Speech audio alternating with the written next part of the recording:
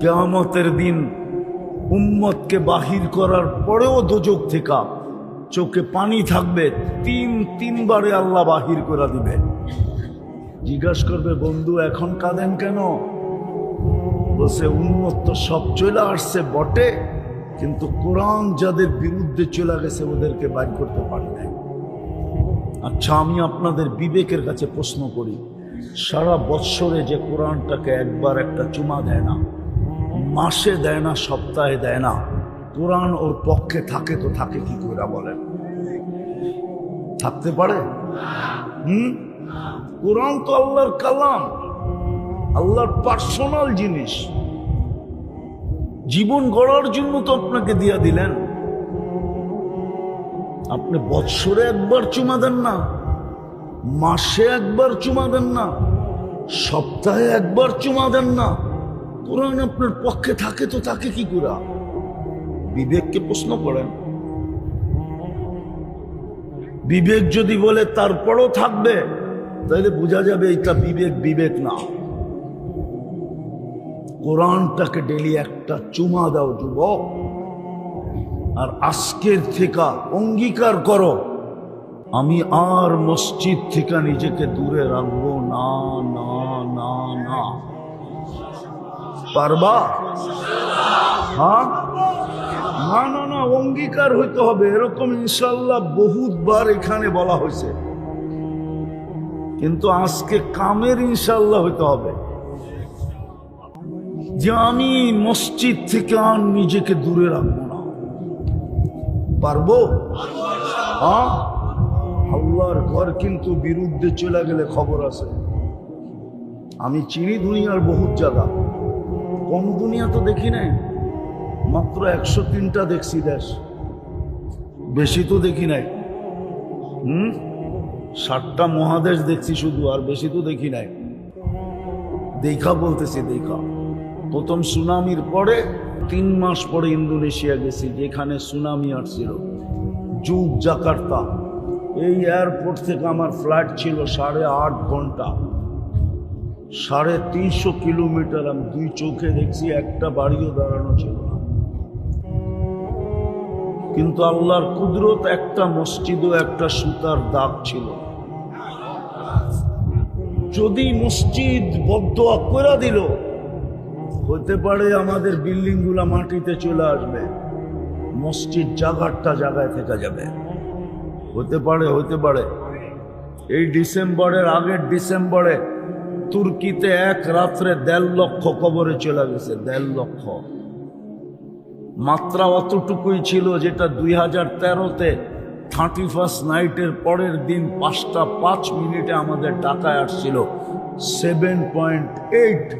আল্লাহ বাঁচায়া দিছে, কিন্তু তুর্কিকে বাঁচায় নাই। হতে পারে। পায়ে হাত দিয়া বলি, আন্না বহুত হয়ে গেছে। 3 দিন আগেও কিন্তু ঢাকা শহরে ঝটকা আসছিল, ফেসবুকে দেখছেন কি? যে আল্লাহ হালকা দিতে পারে, ওই আল্লাহ কঠিনও দিতে পারে। হাদিস শুনামু, জমিন ডেলি বলে আল্লাহ অনুমতি দেন না। আলা কুল্লা ইয়াউমিন ওয়াল আরদু তাস্তাযিনু রাব্বা। জমিন বলে প্রতিদিন অনুমতি দেন না। কি করবে? আন আবতালিয়া ইবনা আদম ফি বাতনি। আমি মানুষকে পেটে নিয়ে নিব। আল্লাহ বলে কেন? তো আমি যেটা বুঝাইতেছিলাম, জমিন এটাই বলে যে 24 ঘন্টা আপনি ফ্রি সার্ভিস দেন, 24 ঘন্টা আপনি বিরোধিতা করে, নাফরমানি করে, পেশাব করে মাইনা নেই, পায়খানা করে মাইনা নেই, 150 ফিট পর্যন্ত পাইলিং করে আমার বুকের ভিতরে মাইনা নেই। আপনার নাফরমানি মানবো তো মানবো কি করে? না করি না নাফরমানি? ও যুবক, পায়ে হাত দিয়ে জিজ্ঞাসা করি, সারাদিন গান নাচ বাদ দিলাম, সারাদিন নেটে যা দেখো, যদি বাড়িওয়ালারা জানতো তোমাদেরকে কাউকে ঘরে ঢুকতে দিত? বলো তো সত্য করে, দিত ঢুকতে? যা যে বাজে সারাদিন দেখি। আল্লাহ 7 করছেন, লুকায় রাখতেছেন। এই জন্যই তো বলছে তোর গুনাহ করতে ভাল লাগে, আমার লুকাইতে ভাল লাগে। তুই গুনায় মজা পাস, আমি লুকাইতে মজা পাই। তোর গুনাহ অভ্যাস, আমার লুকানো অভ্যাস।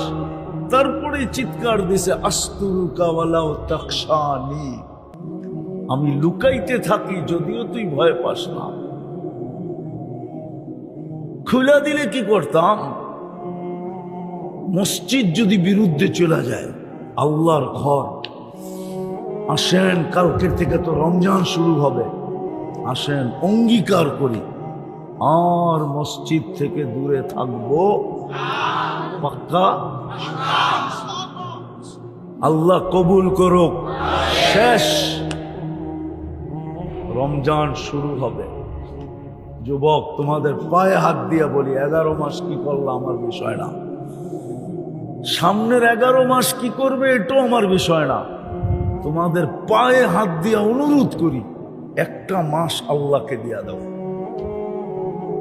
একটা মাস রমজান আল্লাহর মাস, আল্লাহ আমাদের কাছ থেকে চাইছেন।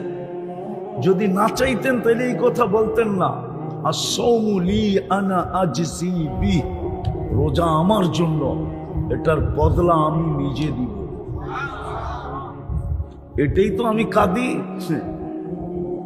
এইটাই তো আমি কাঁদি যে বাড়িওয়ালারা যত আছে সবাই বারাটিয়াকে ভুগ দিত।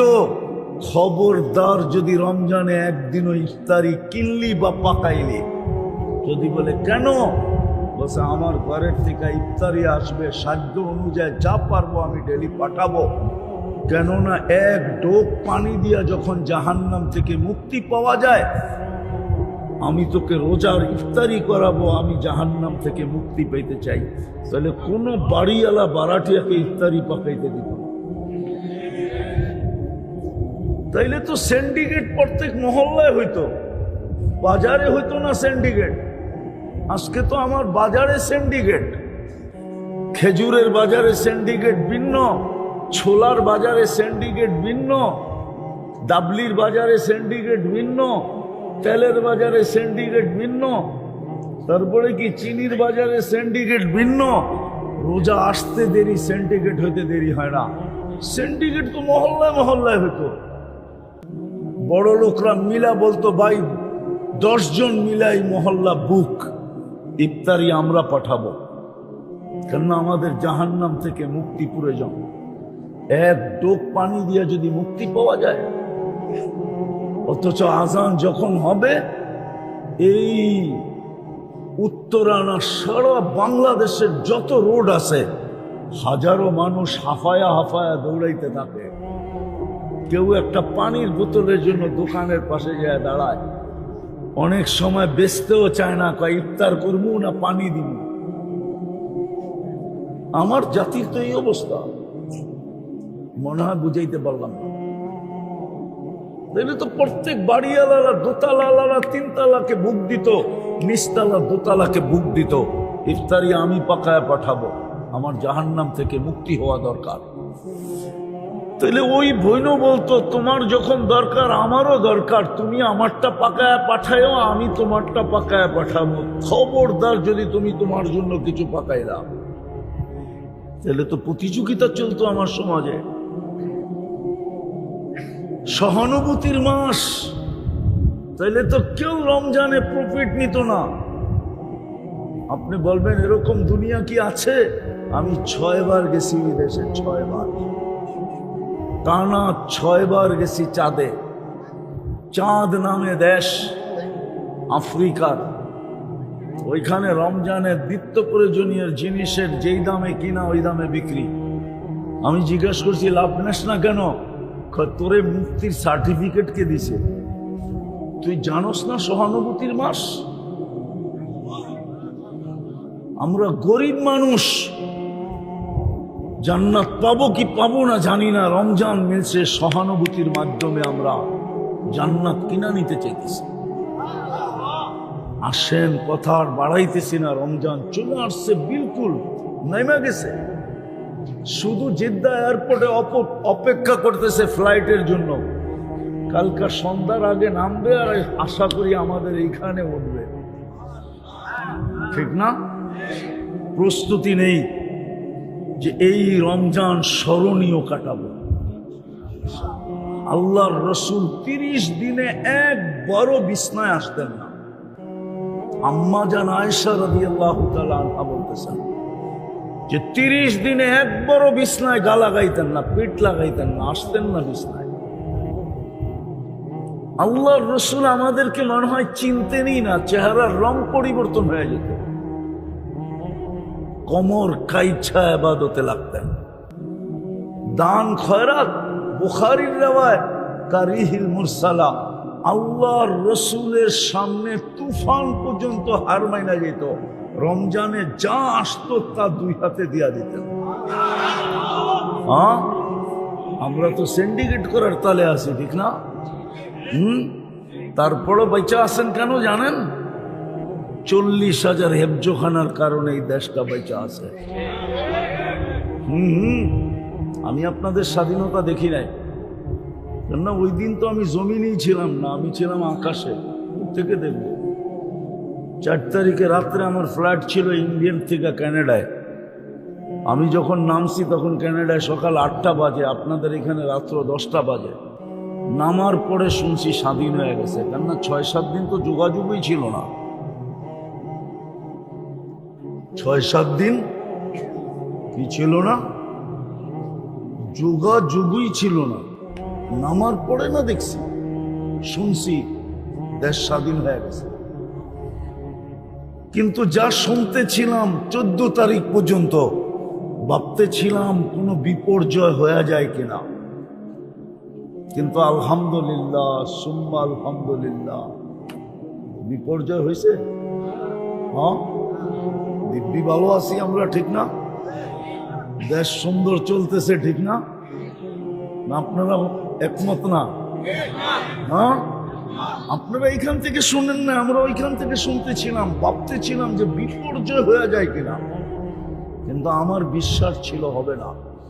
40,000 হেফজোখানা যেখানে সকাল হওয়ার 1 ঘন্টা আগে ওঠে, এই ছেলেগুলা এই লাল সবুজের পরিধিটাকে আগে সুরক্ষার আধ্যাত্মিক চাদর দিয়া ঢাকে, তারপরে কোরআন পড়তে শুরু করে। এখানে বিপর্যয় হয়তো হয় কি করে? এত মসজিদ যেই দেশে, এত আলেম আল্লাহওয়ালা যেই দেশে, এই জন্য এই দেশে কোনো বিপর্যয় হয় না, আমার বিশ্বাস হবেও না। হ্যাঁ, এই মাটির একটা আধ্যাত্মিক শক্তি আছে, আপনি জানেন না। এই মাটি দিয়ে যদি কেউ খেলে তো হয়তো রান আউট হয়, নাইলে বোল্ড আউট হয়, নাইলে ক্যাচ আউট হয়, আর নাইলে একবারে বাউন্ডারি বাইরে আউট হয়, ছক্কা আউট। এই মাটির একটা আধ্যাত্মিক শক্তি আছে, আপনি জানেন না। বলা দিমু, এই মাটিতে ইসলাম আর মদিনার ইসলাম পড়ায় এক সমসাময়িক। আল্লাহর রসুল হিজরত করেন না, 4 সাহাবী এখানে চলে আসছে। আমি নাম বলতেছি, আবু ওয়াক্কাস, ওহাব ইবনে মালিক, কাসেম ইবনে হুযাইফা, উরওয়া ইবনে সাসা।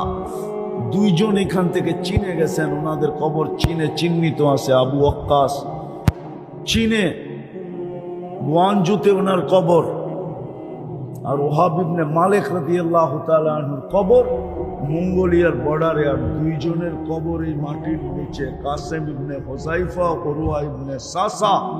এই জন্য এই মাটিতে একটা আধ্যাত্মিক শক্তি আছে। এই মাটি বারবার বিপর্যয়ের থেকে বেঁচে যায়।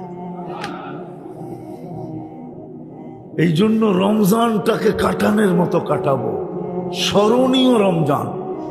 কি যুবক পারবা চোখ বন্ধ করে? আরে 1 মাসের জন্য ইন্টারনেট বন্ধ করলে কিচ্ছু হবে না। 1 মাসের জন্য ডিশের লাইন বন্ধ হলে কিচ্ছু হবে না। 1 মাসের জন্য টেলিভিশন বন্ধ থাকলে কিচ্ছু হবে না। আরে 1 মাস তো ছাড়ো, 11 মাস কি করলো আমি জানি না, কি করবা এটা আমার বিষয় না। 1 মাসে গুনাহ ছাইড়া চলো আমরা স্মরণীয় রমজান কাটাই, যেন এইবার জান্নাত আল্লাহ আমাদের নামে লিখেই দেন। আল্লাহ দিতে কিন্তু রাজি। পারবো? কি বলেন, পারবো? হ্যাঁ পারবো তো। এক ঢোক পানি দিয়া হইল জান্নাত কিনা নিতে, এইবার সুযোগ আসছে। এক ঢোক পানি দিয়া হইল জান্নাত কিনা নিতে, সহজ। আজান হইতেছে, রাস্তায় দাঁড়ায় যাও, পথিক দেখলা, বলে এক ঢোক আমার থেকে পান করে রোজাটা খুলা, পেট বাড়িতে যায় ভরে, আপত্তি নাই। পারা যাবে না? আল্লাহ আমাদেরকে আমল করার তৌফিক দান করেন। ওমা আলাইনা ইল্লাল বালা। আল্লাহুম্মা সাল্লি ওয়া সাল্লিম ওয়া বারিক আলা হাবিবিকা মুহাম্মদ কামা আনতা তুহিব্বু ওয়া তারদা লাকাল হামদ কামা ইয়ানবাগি লিজালালি ওয়াজহিকা ওয়া আযীমি সুলতানিক। আল্লাহ বলার পর্ব ছিল শেষ, শোনার পর্ব ছিল শেষ, ভিক্ষার পর্ব চলতেছে। বেশি কিছু চাবো না মালিক। শুরুই তো হয়ে গেল রহমতের রাত্রি, যদিও আমাদের এখানে হয় নাই, জমিনে তো হয়ে গেছে, আপনার আর্দে মুকাদ্দাসায় তো হয়ে গেছে। রহমতের পর্ব শুরু হতে চলছে। বিদায় বেশি কিছু চাবো না মালিক, চাওয়া ছাড়াই তো এত দিছেন যে গুনতে গেলে আমাদের কাছে এতগুলা সংখ্যাও নাই। কিন্তু এতটুকু অবশ্যই চাবো, আজকের আয়োজনটা যেন কবুল হয়, আয়োজকরা যেন কবুল হয়, এই মাদ্রাসাটা যেন কবুল হয়, এর উস্তাদ ছাত্র যেন কবুল হয়, আজকের শ্রোতা যেন কবুল হয়, এই এলাকার মানুষগুলো যেন কবুল হয়, নারী পুরুষ যেন কবুল হয়, বিশেষ করে যুবকরা যেন কবুল হয়। আমি যুবকদের হাতের ওয়াস্তা দিয়ে চাইতেছি আপনার কাছে, আপনি যুবকদেরকে কবুল করেন, ওদের যৌবনকে কবুল করেন, ওদের ভিতরের মাখনকে কবুল করেন, ওদের ভিতরে জাদু রাখা আছে। আল্লাহ দিনের রাস্তায় ওদেরকে কবুল করেন, দিনের জন্য কবুল করেন। কবুলিয়াত চাই, আর বেশি কিছু চাই না। জানি কবুলিয়াত হইলে আপনি সাজায় দিবেন। এক ফোঁটা দুর্গন্ধময় পানি যদি কবুল না হইতো, তাহলে সৃষ্টির সেরা মানুষ হিসাবে রূপ নিত তো নিত কি করে? আপনি সাজায় সৃষ্টির সেরা বানায় দিছেন। বিদায় আজকে কবুলিয়াত চাবো, আর কিচ্ছু চাবো না। আমাদের তওবা কবুল করেন, অঙ্গীকার কবুল করেন। আল্লাহ আল্লাহ রোজা আসতেছে, এই মাসটা আমাদের পক্ষে কবুল করেন। সত্য যদি রোজা পক্ষে হয়, তাহলে সে আমাদের জন্য সুপারিশ করবে। রোজা নাকি জান্নাতে নিয়েই ছাড়বে। আয় আল্লাহ, কোরআনের মাস, কমসে কম এই মাসটায় বেশির থেকে বেশি কোরআনকে চুমা দেওয়া, ছোঁয়া, খুলা দেখা, পড়ার তৌফিক নসিব করেন। আয় আল্লাহ, যার যে পেরেশানি আছে দূর করে দেন, প্রয়োজন আছে মিটায়া দেন, অসুস্থ আছে শেফায়ে কামেলা আজেলা দায়েমা মুস্তামিররা নসিব করেন। এই মাহফিলের উসিলায় আয় আল্লাহ, এই মাটির নিচে, বিশেষ করে উত্তরার মাটির নিচে শ্রোতাদের আত্মীয় স্বজন যেখানেই ঘুমায় থাকুক না কেন, উম্মতে মুহাম্মদী যেখানেই ঘুমাক না কেন, জিন হোক আর ইনসান হোক না কেন, আল্লাহ আপনি সবাইকে মাফ করা দেন, কবরকে জান্নাতের বাগান বানায় দেন। আল্লাহ দুজকের দরজা বন্ধ করে দিবেন আপনি, 1 মাস বন্ধ থাকবে, আর কোনোদিন উম্মতে মুহাম্মদীর উপরে খুলেন না। জান্নাতের দরজা নাকি কালকে খোলা যাবে, উম্মতে মুহাম্মদীর উপরে আর কোনোদিন বন্ধ করেন না, আমাদের উপরে আর কোনোদিন বন্ধ করেন না। আয় আল্লাহ, যা চাইতে পারলাম তাও দেন, যে চাইতে পারলাম না তাও দেন। আয় আল্লাহ, এই মাদ্রাসার প্রয়োজনকে আপনি খাজানায় গায়েব থেকে পুরা করেন। যদি জায়গা না থাকে তো জায়গার ব্যবস্থা করে দেন, জায়গা যদি থাকে তো বিল্ডিং এর ব্যবস্থা করে দেন। যেই প্রয়োজনই আসুক না কেন আপনি কুদরত দ্বারা পুরা করে দেন। আল্লাহ, আবারও চাইতেছি যুবকদেরকে কবুল করেন, আজকের শ্রোতাদেরকে কবুল করেন। জানি না আল্লাহ আমাদেরকে সহানুভূতি দেখানোর মতো বানায়, বিত্তশালীদেরকে গরিবদের উপরে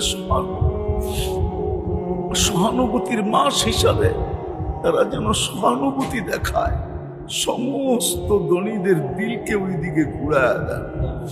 আয় আল্লাহ, আয় আল্লাহ, কেউ যদি আজও কষ্টে থাকে, রিজিকের কষ্টে, যদিও রমজানে রিজিক বাইরা যায়, তাহলে আল্লাহ কুদরত দ্বারা রাত কোনো ব্যবস্থা করে দেন। আল্লাহ আমাদের দোয়াকে মেহেরবানি করে কবুল করেন। যারা অসুস্থ আছে শেফায়ে কামেলা আজেলা দায়েমা মুস্তামিরা নসিব করেন। জটিল রোগে যারা আক্রান্ত, হার্ট হোক, কিডনি হোক, লিভার হোক, ব্রেন স্ট্রোক হোক, ডায়াবেটিস হোক, ক্যান্সার হোক, দুরারোগ্য হোক, ব্যয়বহুল হোক বা গোপন কোনো রোগে যদি কেউ আক্রান্ত থাকে, কুদরত দ্বারা শেফায়ে কামেলা আজেলা দায়েমা মুস্তামিরা নসিব করেন। যা চাইতে পারলাম তাও দেন, যা চাইতে পারলাম না তাও দেন। সাল্লাল্লাহু তাআলা আলা খায়রি খালকি মুহাম্মাদি ওয়া আলিহি ওয়া আসহাবিহি আজমাইন বিরহমাতিকা ইয়া আরহামার রাহিমিন।